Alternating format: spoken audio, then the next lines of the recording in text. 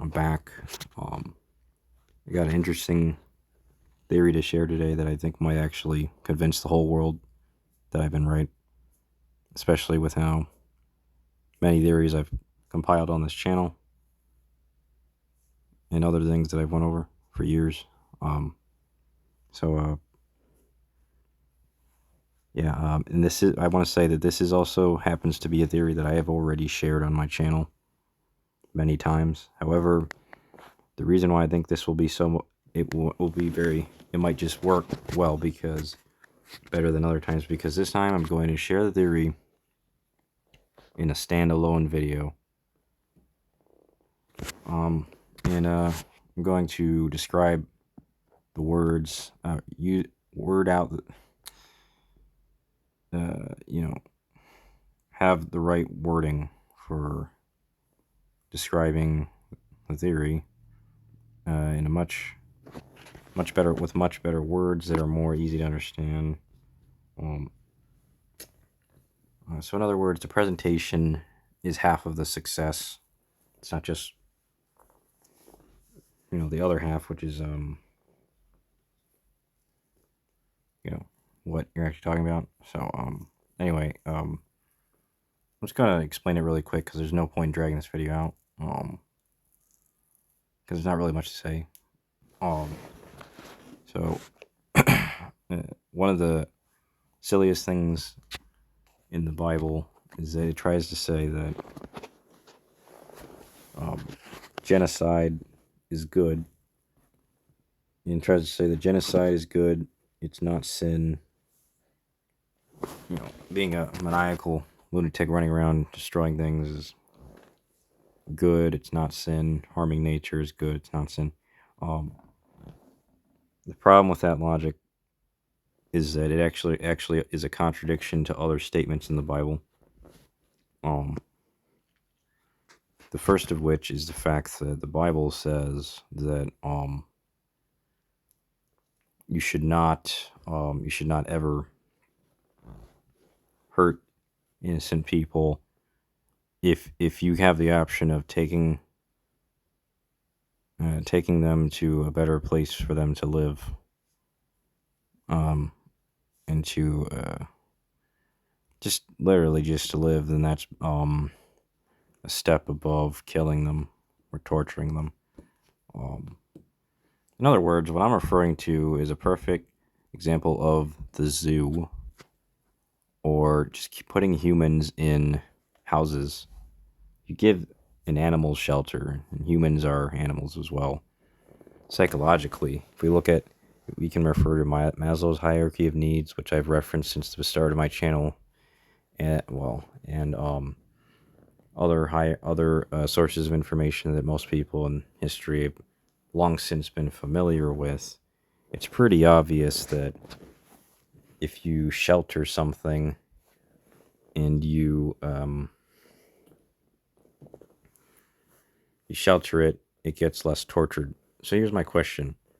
The Bible admits that it's better to shelter people and animals than to kill them and torture them.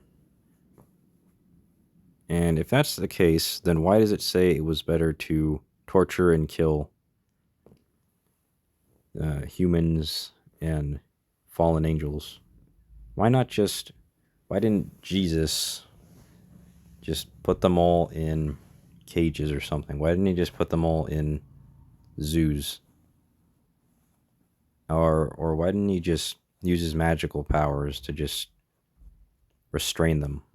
And the same thing with the people, with everybody who's in hell according to the Bible. Why not just restrain them? Why burn them alive when you can just simply restrain them? You can take them as they are. You can put them in cages, and you can have them not get tortured in those cages at all. You can even give them pleasure while they're in those cages. And that's it. Just give them pleasure in their cages. They'll retain their sinful nature, perhaps even forever. But if you really want to solve the problem of evil people and the sinful people, you don't have to have them tortured for sinning. No, you can just have them, you know, at least at first you have to torture them for sinning, but you don't have to do that forever. The price and cost of things changes over time, as things change over time. You try to tell me otherwise, and you're trying to tell me that you don't believe in the stock market, for example. But anyway, just to substantiate my point further, why did God command Noah and help Noah with Noah's Ark? It's a perfect example of what I'm saying. So then why would God command humans to go to hell if those humans are animals like the animals on Noah's Ark? Well, they're sinful. Even the animals on Noah's Ark were sinners. But guess what God did? He didn't torture them or command Noah to torture them or kill them while they're on the ark, trapped in a place getting tortured and killed. No, he just had them sit in a place where if you keep them restrained, um, they'll still sin, but at least they won't get torn apart. Um, you see, the reason why they have to get torn apart and tortured for sinning, at least that's how it starts out, is because at first there's less knowledge about what the purpose of what torture can do, or what the right way to react to such things are. As I said, because things change over time, there's absolutely zero point in afterwards continuing to force people to have to suffer and get tortured just for sinning due to external forces beyond their control that have taken possession of them, for having the same thing done to them by some other forces, and so on and so forth. So of course this makes no sense. In fact, if this is the case, then hell, not only does hell make no sense, but God flooding the earth makes no sense by its own logic, because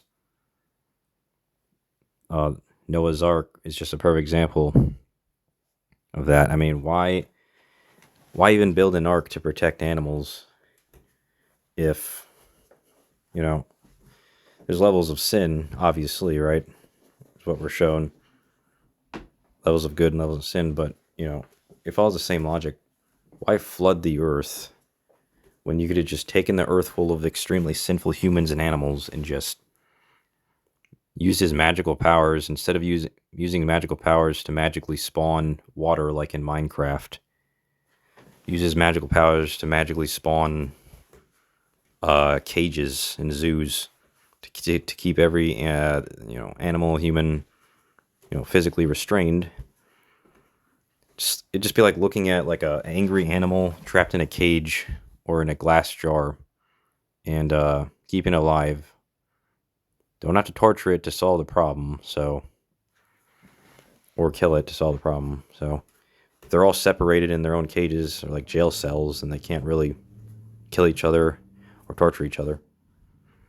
The only thing that they could do at that point to torture each other is to be envious of one another, as they would obviously be aware that they're all separated and would wish to torture each other further, and to be jealous of others for having led more successful lives, believing it to be unrighteous that that's the case. However, even that pales in comparison to throwing said creatures in hell, where they would basically experience all of the same things like that I just said, but on top of that, getting physically tortured and torn apart for eternity.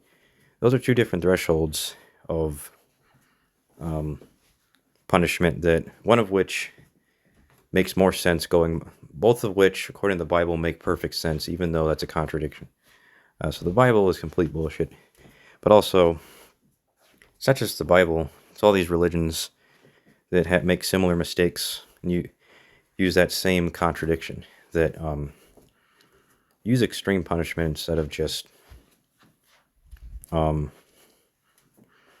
go to these religions try to say both are true. Don't go to extreme punishment, because the point of punishment is to just punishment only happens if you don't know what the best way to control wrongdoers. Like the top priority is to control the wrongdoers while things change in a positive way. But I tried to say that, but also tried to say the opposite. Say it's not really about that. Top priority is just torturing just for spite. Because the truth is, it's not the main priority is not torturing things for spite. The Bible realizes that sometimes, and other times it doesn't. The writers are neurotypical level thinkers, extremely mentally ill morons who have a few moments of decent IQ in their brain, and then they come to the realization of those things. But after that, their brain can't handle it anymore, and they run around as the maniac, lunatic psychos. That part of their personality takes over. They have multiple personality disorder. So one of them inside of their mind takes over, or rather, maybe multiple at the same time, whichever is required. You do the math. So really,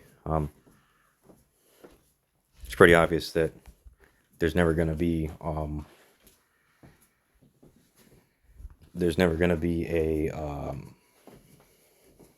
any way to reconcile against what I'm saying, some of the things I'm saying.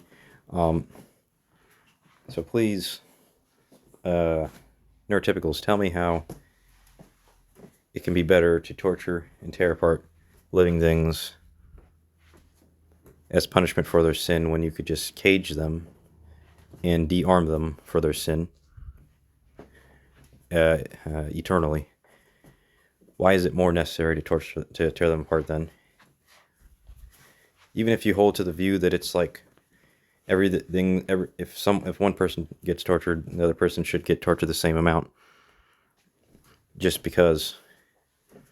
And then like that's the payment. That's like a finite amount of payment. Okay, well even if you hold to that view, which I do, you can't accomplish that with infinite torture, because it's not compatible with what I said, that you don't have to torture things infinitely. You just have to detain them infinitely if they have an infinite sinful nature. You don't have to add on higher levels of suffering as well to do that. It's on which obviously does make sense. Those two arguments, with those being not compatible, it must be the case that these religions are what I've been saying all along. Now, why did I show this text here? I've already shown it in another video, but I just had it here because it's something to think about in combination with things I said in this video. But that's pretty much it for this video. I hope you enjoyed.